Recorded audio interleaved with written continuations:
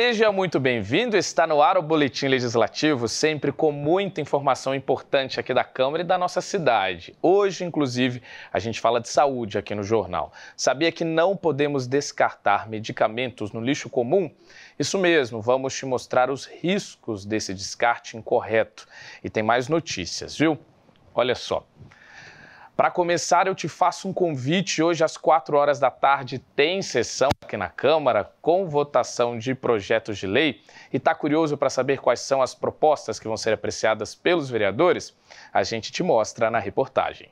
Entre os projetos da pauta da sessão desta quinta está a proposta do vereador Fabião Zagueiro, que autoriza a Prefeitura a divulgar no próprio site fotos de pacientes desconhecidos que estão internados em hospitais da cidade. O objetivo é ajudar no reconhecimento para facilitar o reencontro com a família. Fabião ainda é autor da proposta que quer criar em São José o programa Talentos da Terra. O programa será dedicado ao fomento e desenvolvimento de músicas, shows, danças e demonstrações culturais na cidade, como forma de dar mais visibilidade aos artistas da cidade. Ainda segue na pauta um projeto do vereador Fernando Petit, que determina que restaurantes que oferecem cardápio digital devem garantir acesso gratuito à rede Wi-Fi do estabelecimento.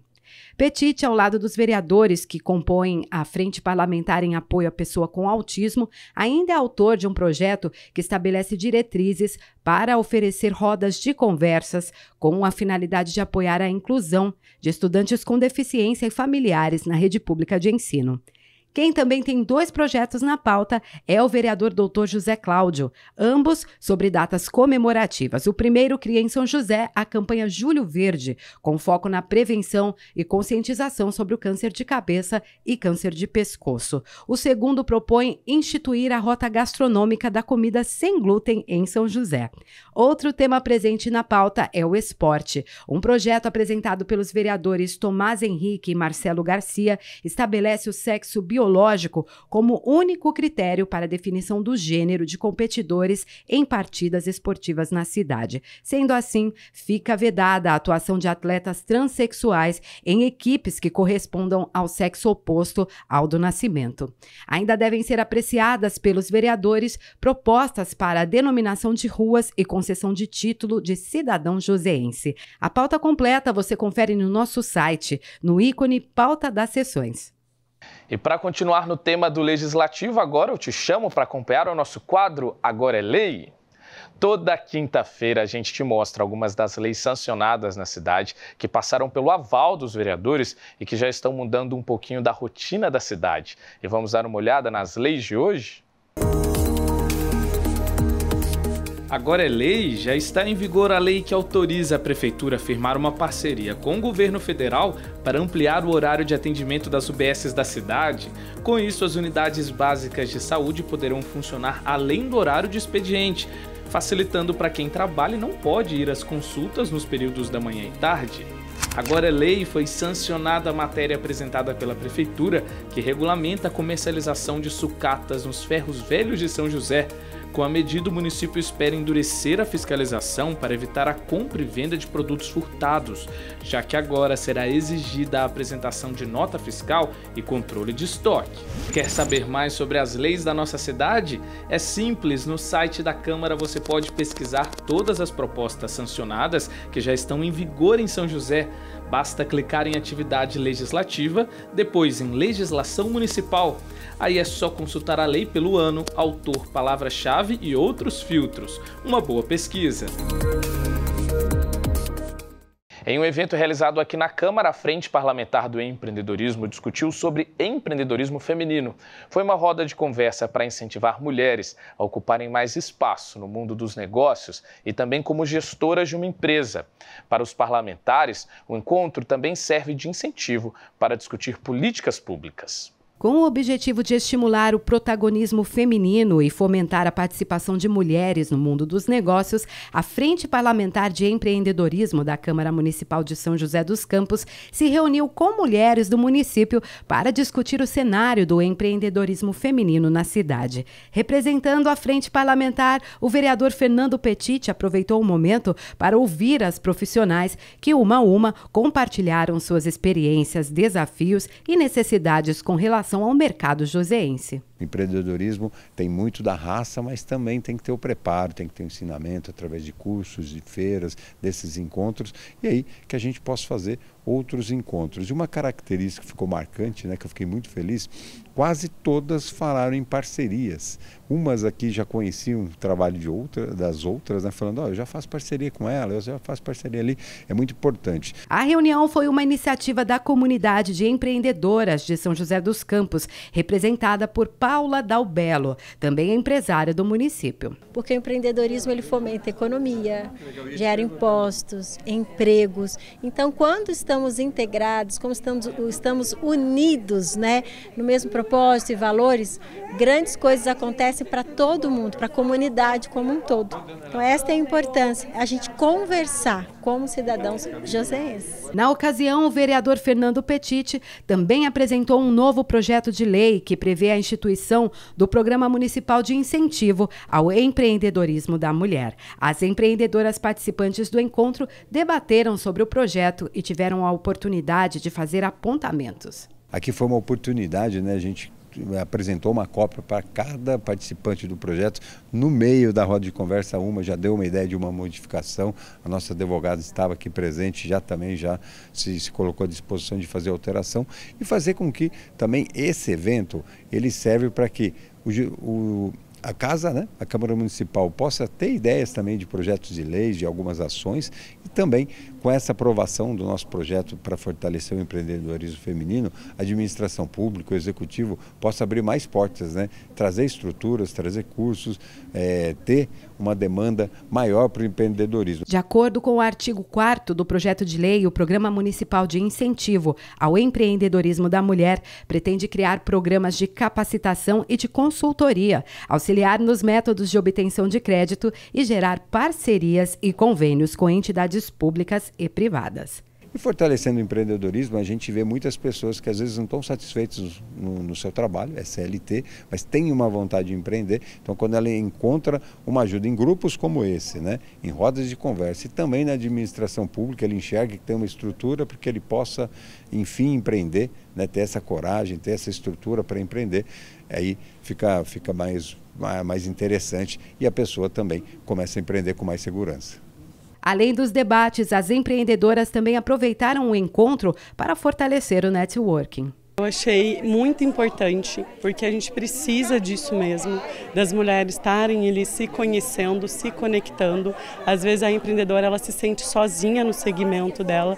Então é muito bom esse momento para uma estar ali ajudando a outra com as suas experiências, mostrando que ela não está sozinha e conseguindo fazer ali network com as outras mulheres, né? Para a Leila, iniciativas como esse encontro são fundamentais para fomentar o protagonismo feminino em São José. Eu, como empreendedora que estou começando, né, a empreender, poder ser ouvida, ter esse espaço de fala, ter esse espaço de escuta de outras mulheres que passam por essa mesma realidade que eu. E saber que a nossa prefeitura, os nossos vereadores estão pensando em propostas, né, realmente que vinculem e aproximem a mulher desse campo do empreendedorismo feminino. Então, para mim, foi algo muito importante. Agora eu chamo a sua atenção para um assunto sério que muita gente não dá a devida atenção, o descarte de medicamentos. Pessoal, jogar remédios vencidos ou que não usamos mais no lixo comum tem riscos, viu? Já que eles podem soltar substâncias e contaminar não só o solo ou animais, mas também os profissionais da coleta que têm contato com as sacolas. Mudar essa situação pode vir de uma palavra simples: consciência. Que o uso correto dos medicamentos é crucial para a saúde, todo mundo sabe. Mas e quanto ao descarte dos remédios que não foram utilizados? Eu vou juntando e levo até uma farmácia, né? Coloco ele nas sacolinhas junto e levo até a farmácia, porque eu não acho legal você jogar num lixo, numa lixeira que seja de prédio ou casa, e que outras pessoas podem querer tomar essa medicação. Eu deixo em casa, vou juntando, né? Aí depois levo para uma farmácia. Antes eu não tinha essa noção, né? Antes eu descartava no lixo. Mas nem todo mundo tem esse cuidado. Apesar dos riscos, o descarte inadequado dos medicamentos é frequente. Os números impressionam. Todos os anos, mais de 15 mil toneladas de remédios são dispensados de forma irregular no Brasil. Em São José, são 3 toneladas de resíduos químicos que não recebem a destinação adequada. A maior parte vem do lixo doméstico. As pessoas acabam descartando esse medicamento na sua casa. Então eu descarto ou no meu lixo doméstico, ou eu descarto na pia. Muitas vezes alguns descartam no sanitário, achando assim, mas faltou só um pouquinho no meu frasco, ou eu tenho poucos comprimidos, mas isso juntando com a população, eu vou trazer uma contaminação dessa água para o meio ambiente e aí vou trazer essa contaminação para a gente também.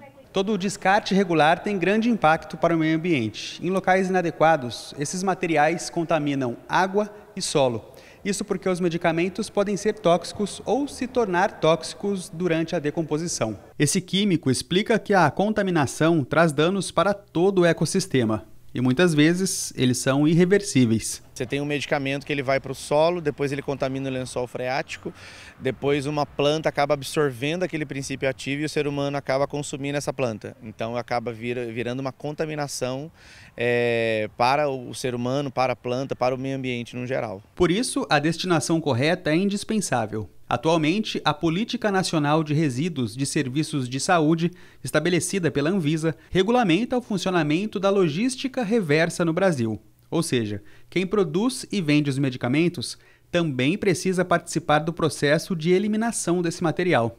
Em São José, uma lei municipal de 2011 torna obrigatória a participação das farmácias no recolhimento. Elas precisam ter caixas como essa disponíveis. Assim, a população pode fazer o descarte do que não foi utilizado. A pessoa tem que pensar, é um medicamento, ele é um produto químico. Eu não posso fazer um descarte doméstico desse medicamento em qualquer quantidade. Poxa, eu tenho um comprimido, eu vou lá na farmácia. Aproveita o momento que você vem mensalmente ou precisa estar passando, a gente tem as farmácias da cidade, também tem todas as nossas 40 unidades de saúde, mais as unidades de estratégia de saúde da família. É só você chegar e entregar o seu medicamento lá em qualquer quantidade que eles vão receber para poder fazer esse descarte adequado. Depois do recolhimento vem a última etapa, que é cumprida pela empresa geradora do resíduo, responsável por levar tudo o que é coletado para aterros sanitários especializados ou para incineração, evitando problemas graves, como, por exemplo, o surgimento de superbactérias. O risco principal está na classe dos antibióticos, né? Quanto mais antibióticos você tem disponível na natureza, aumentam as chances de aparecerem bactérias que são resistentes a essas classes mais comuns de antibióticos, né? E são essas classes de bactérias que a gente chama de superbactérias, que são resistentes a essa maioria de antibióticos, que causam um risco de saúde muito grande, né? Então, quanto maior a disponibilidade desses contaminantes na natureza, maior a chance dessas superbactérias aparecerem, né? Na Câmara, o tema é visto como prioritário para o desenvolvimento sustentável da cidade. Por isso, os vereadores acompanham o assunto de perto. Primeiro, a gente tem que divulgar, principalmente, como é feito isso, os serviços que são credenciados, vamos dizer assim, em São José dos Campos, e depois fazer o básico mesmo, mostrar por que esses medicamentos eles podem contaminar, por exemplo, os lençóis freáticos, o quanto isso pode acarretar em danos à saúde pública. Então eu creio que nós temos que trazer essas informações básicas e principalmente divulgar os serviços que nós já temos em São José dos Campos. Para reduzir os impactos à natureza, os parlamentares contam com a consciência da população. O benefício, na minha opinião, é ter uma natureza mais preservada, a nossa saúde preservada, a gente respirar um ar mais puro, ter uma água mais limpa e não prejudicar a nossa natureza. Eu acho que o principal ganho nosso é esse, é uma natureza limpa e saúde, e não correr risco de uma criança se contaminar com um medicamento vencido.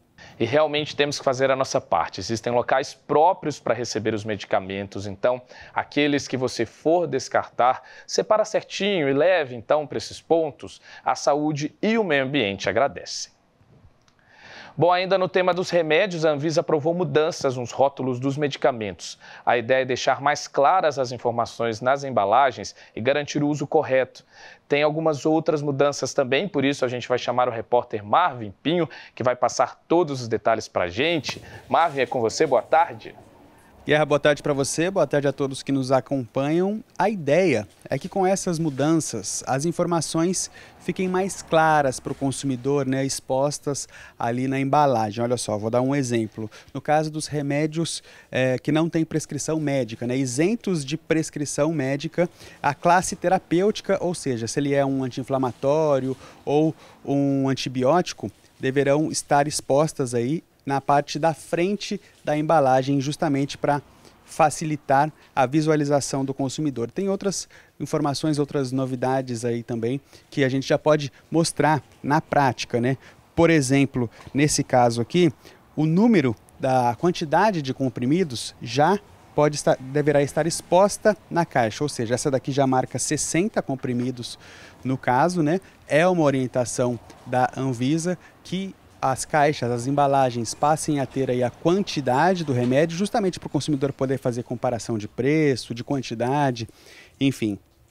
Outra mudança, né, que também faz parte aí dessa nova orientação da Anvisa é o nome do medicamento aqui em letra maiúscula, né, na verdade numa fonte maior, que em cima fica o nome do medicamento em si, que diz respeito à marca dele, e embaixo da droga, né, da composição química desse medicamento.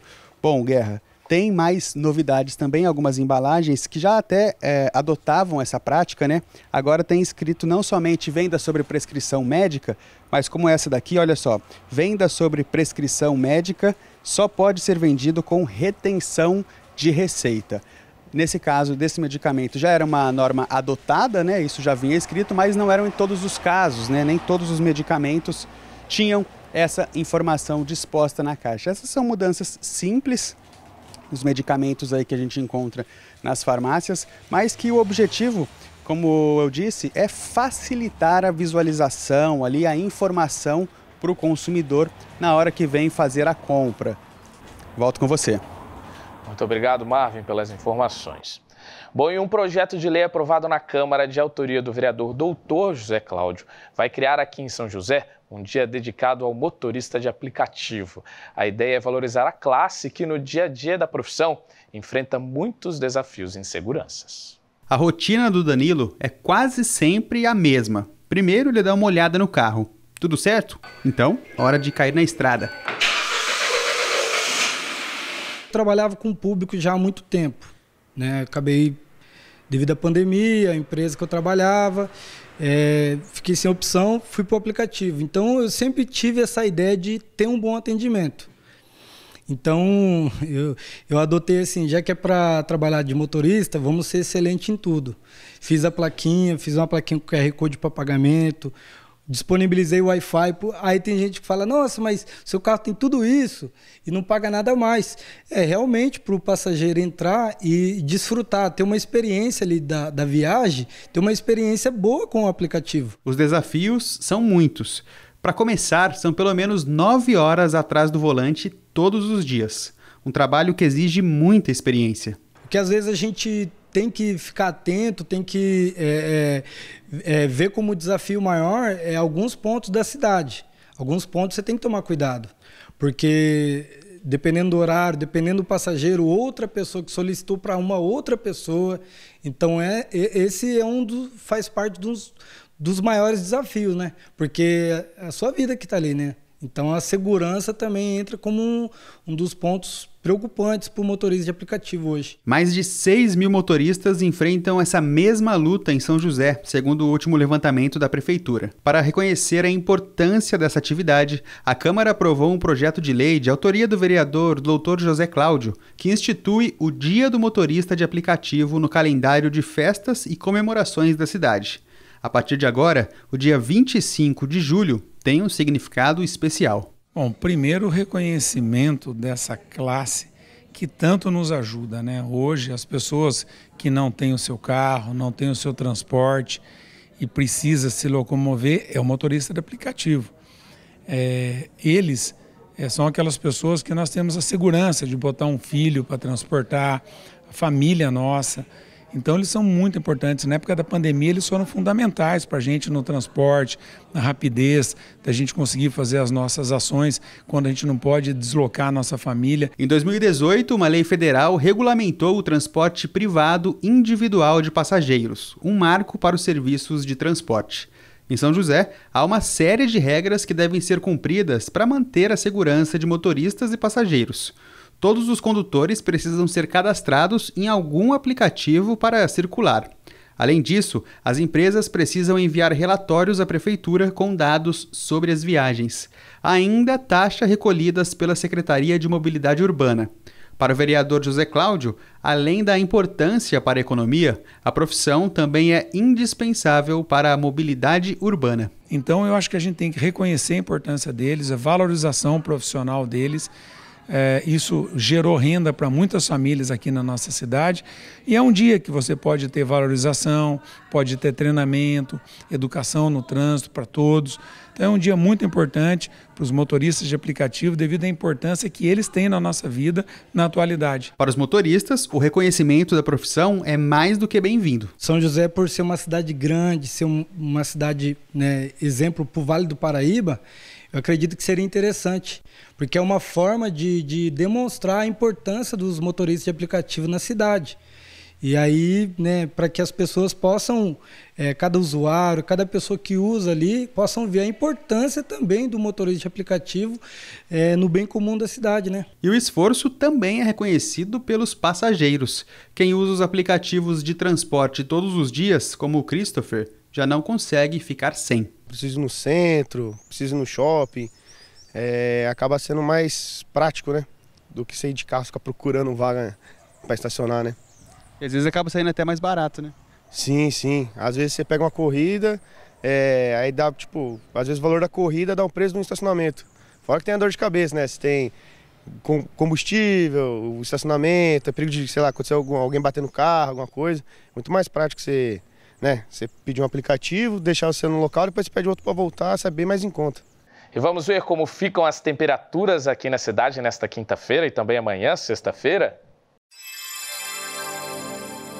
Nesta quinta-feira, o sol aparece entre poucas nuvens que aumentam com o decorrer do dia. São esperadas pancadas de chuva a qualquer momento. A máxima é de 30 graus e a mínima de 14. Amanhã, sexta-feira, as nuvens diminuem e a expectativa é de sol aberto durante a tarde. A máxima é de 23 graus e a mínima de 17, com pouca possibilidade de chuva.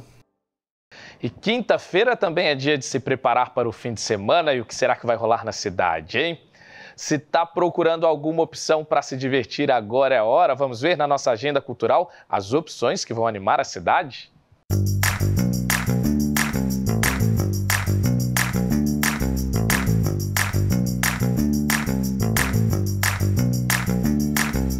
Nesta quinta-feira, às 8 da noite, o músico internacional Dylan Triplett está de volta para mais uma edição do Blues no Municipal, representando toda a juventude da nova safra de vozes do blues.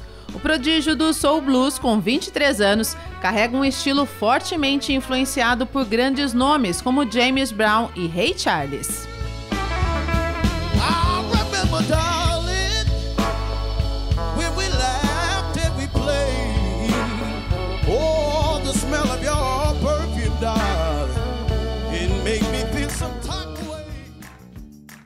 Neste final de semana acontece a 9ª edição da FLIM, Festa Litero-Musical de São José dos Campos. Na programação, apresentações musicais, mesas literárias, lançamentos de livros e muitas outras atrações para todos os públicos. Pensando na acessibilidade, a programação do evento foi impressa também em braille e também contém tradução em Libras, a língua brasileira de sinais, em todas as mesas literárias. No sábado, o Sesc proporciona uma experiência imersiva de estar num show do U2, recriando a energia e a paixão da lendária banda irlandesa. Uma banda cover promete execução, figurino e instrumentos fiéis de uma das bandas mais influentes da história da música. Ainda no sábado, a cantora Alcione se apresenta na cidade com a turnê especial de 50 anos de carreira. Talentosa e dona de uma das mais belas vozes do samba, Alcione é uma cantora completa e inconfundível. Entre os sucessos não podem faltar Meu Ébano, Você Me Vira a Cabeça, Não Deixe o Samba Morrer, A Loba e Estranha Loucura. Alô, São José dos Campos, no dia 16 de setembro eu estarei com vocês aí na Farmaconde Arena. Grande beijo. Já no domingo, João Ormonde apresenta o show Tem Viola no Forró, onde ele mistura a viola caipira aos ritmos nordestinos, como baião, chachado, xote e frevo, mas sem perder a sua essência e a originalidade. Neste show, o artista mostra ao público que a viola caipira agrega e contribui de forma majestosa aos ritmos do forró. Um show animado, divertido e com muito arrastapé. E ainda no domingo tem show de comédia com Diego Serafim. O Intera-Show começa às 9 da noite. A classificação é para maiores de 16 anos. Diego Serafim ficou conhecido pelo seu jeito mal-humorado. Irônico e debochado, usa as suas dificuldades do dia a dia para criar uma visão do mundo de forma única e divertida. Eu tenho um Fox. Nossa, o quê? É o que eu tenho dinheiro, irmão. Não. Uma vez eu esqueci de tirar o cinto para descer do Fox, parecia que eu tava de lancheira. Foi horrível, cara.